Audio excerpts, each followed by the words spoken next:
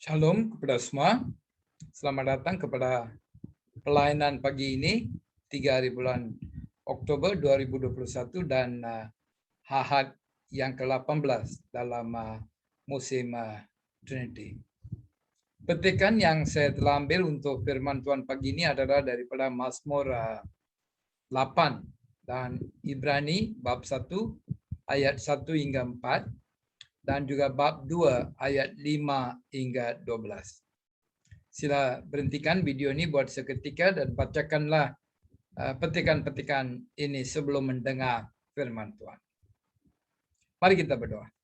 Tuhan Yesus, untuk pagi yang indah ini kita berterima kasih dan peluang untuk mendengar firman-Mu melalui pelayanan online ini kita berterima kasih juga. Sucikanlah pikiran kita, telinga kita, hati kita, supaya kita dapat menerima firman-Mu tanpa apa-apa halangan. Berkatilah semua hamba-hamba-Mu dengan firman-Mu. Dalam nama Yesus kita berdoa. Amin. Amin. Amin. Saudara-saudari sekalian, tajuk yang saya berikan untuk firman Tuhan pagi ini adalah Yesus, firman Tuhan yang terakhir. Yesus adalah firman Tuhan yang terakhir.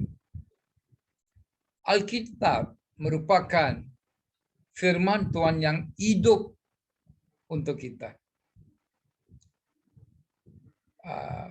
Firman ini telah menukar hidup banyak orang dalam dunia ini.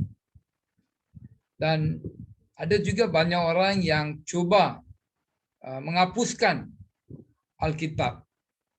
Dan kita boleh lihat dalam sejarah selepas Masihi tahun 303 bila Diocletian menjadi raja Rom, dia cuba menghapuskan Alkitab dan juga dia membawa banyak penyiksaan kepada orang-orang Kristian, dan dia telah menang dalam penghapusan Alkitab dan juga orang-orang Kristian. 10 tahun kemudian kita lihat pada tahun selepas Masihi 313, seorang raja baru Roma bernama Konstantin. Dia telah menerima dalam satu wahyu ataupun dalam mimpi dia melihat salib. Dan lepas itu dia berkata dia adalah seorang Kristian dan menjadikan simbol salib itu sebagai lambang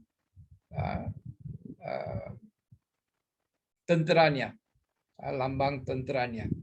So kita lihat ada banyak percobaan untuk menghapuskan Alkitab dan juga untuk menyiksakan orang-orang Kristian. Tetapi sampai sekarang Alkitab masih ada dalam tangan kita. Ini merupakan kuasa ajaib Tuhan yang telah menjadikan begitu. Walaupun manusia cuba menghapus, mereka tidak dapat menghapuskannya dengan keseluruhan. Masih ada Alkitab di tangan kita. Yesus masih hidup dan dia merupakan firman Tuhan yang terakhir. Kita ada 3 poin untuk lihat pada pagi ini, dan poin pertama adalah Yesus adalah firman Tuhan yang terakhir dalam komunikasi. Yesus adalah firman Tuhan yang terakhir dalam komunikasi. Daripada Taman Eden bersama Adam dan Eva, Tuhan telah mencari berbagai-bagai cara untuk berkomunikasi dengan manusia. Tetapi manusia tidak dapat memahami firman Tuhan itu. Sebab ia adalah kerana dosa-dosa mereka yang tidak dapat menolong mereka melihat kehendak Tuhan. Semua gelap. Fikiran mereka semua gelap sebab dosa-dosa mereka. Dan dengan perlahan-lahan Tuhan telah mencari sedaya upayanya untuk berkomunikasi dengan manusia. Dan kita lihat pada zaman dahulu dia telah berkomunikasi kepada nenek moyang kita melalui nabi-nabi. Dan pada akhirnya dia berkomunikasi kepada manusia dengan anaknya. Dia merupakan anaknya, yaitu Yesus Kristus, merupakan firman Tuhan yang terakhir. Yang terakhir. Banyak orang Tuhan telah menggunakan untuk berkomunikasi dengan manusia. Tetapi akhirnya Yesus Kristus lah yang merupakan firman Tuhan yang terakhir untuk manusia. Poin nomor 2, Yesus Kristus adalah firman Tuhan yang terakhir dalam keselamatan sebagai juru selamat kita. Firman Tuhan yang terakhir dalam keselamatan yang dia beri kepada kita. Ya, dia merupakan firman Tuhan yang terakhir pada keselamatan manusia. Sebelum itu, kedatangan Yesus, manusia menerima keselamatan mereka bila mereka percaya kepada janji-janji Tuhan tentang juru selamatnya. Selepas kedatangan Yesus, manusia menerima keselamatan mereka melalui Tuhan Yesus yang telah didedahkan kepada mereka. Tuhan yang telah didedahkan kepada mereka. Ayat 3 memberitahu kita bahwa Yesus memancarkan kemuliaan Tuhan yang gemilang dan bersinar. Dan dia juga adalah perwujudan Tuhan sendiri. Dia memperwujudkan Tuhan sendiri. Dia bersinar. Yohanes memberitahu kita di bab 1 ayat 5 bahwa Yesus merupakan cahaya yang terang yang menghapuskan kegelapan. Cahaya yang benar yang menghapuskan kegelapan. Dan kita juga lihat di Mount Transfiguration bagaimana Yesus telah bersinar dengan gemilang dan disaksikan oleh murid-murid Yesus itu. Dan kedua, kita juga melihat gambar sini bahwa dia perwujudkan Tuhan sendiri. Dia wujudkan Tuhan sendiri. Bukan juga dia memancarkan ataupun bersinar, tetapi dia juga merupakan perwujudan Tuhan sendiri.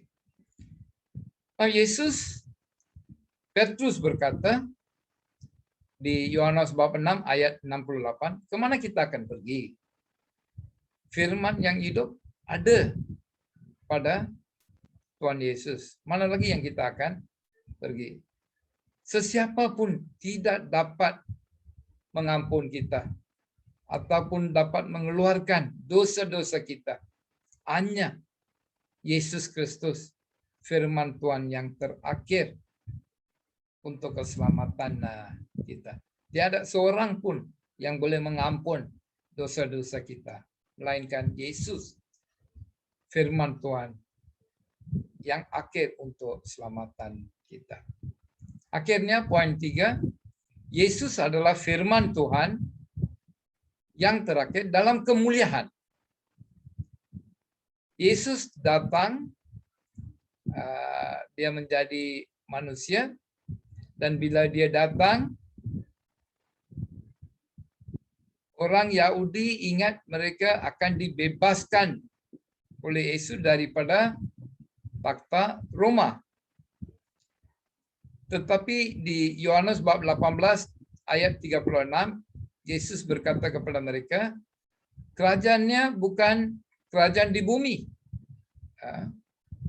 Tetapi kerajaannya adalah kerajaannya di surga. Akan datang satu kemuliaan yang akhir. Dan Yesus mesti akan dimuliakan pada masa itu. Mereka ingat, mereka mau seorang juru selamat untuk yang akan menyelamatkan mereka daripada pemimpinan Roma. Tetapi Yesus datang untuk membebaskan mereka daripada dosa-dosa mereka. 1 Tesalonika bab 4 ayat 16 memberitahu kita Yesus akan datang dengan kemuliaan. Dan dia adalah firman Tuhan yang terakhir dalam kemuliaan Tuhan. Paulus pula berkata di Filipians bab 2 ayat 9 hingga 11. Tuhan telah memuliakan Yesus dan memberinya nama yang tertinggi daripada semua nama. Dan semua lidah akan kita kata mengatakan Yesuslah Tuhan. Dan semua lutut akan berlutut.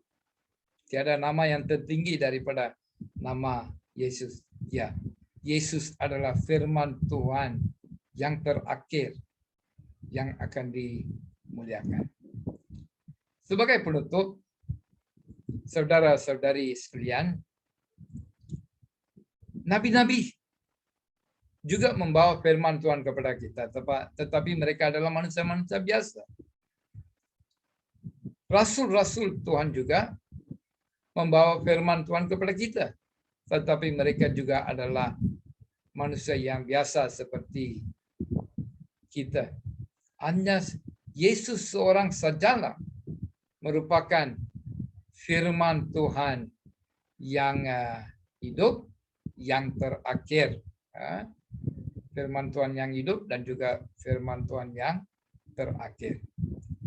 Adakah kamu telah mendengar firman Tuhan daripada firman Tuhan yang terakhir itu?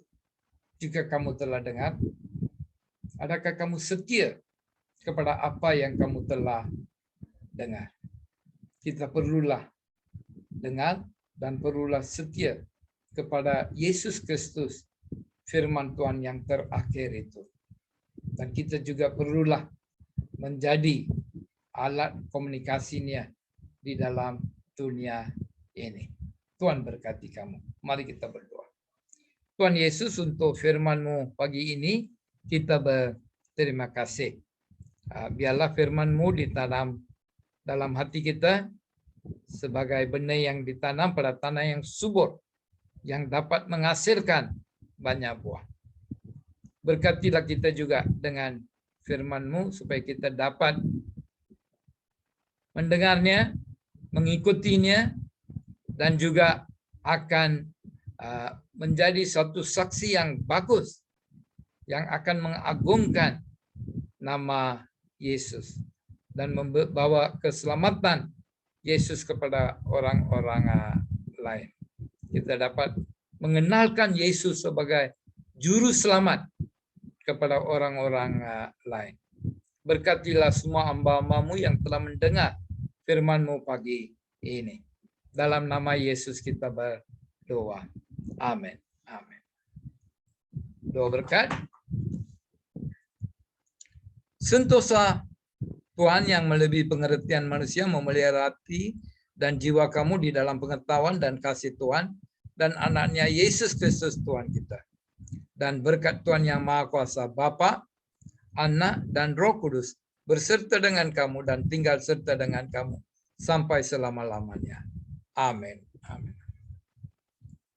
Pergilah dengan damai sejahtera dan layanilah Tuhan. Dalam nama Kristus. Amin. Tuhan berkati dan menjaga kamu semua. Shalom.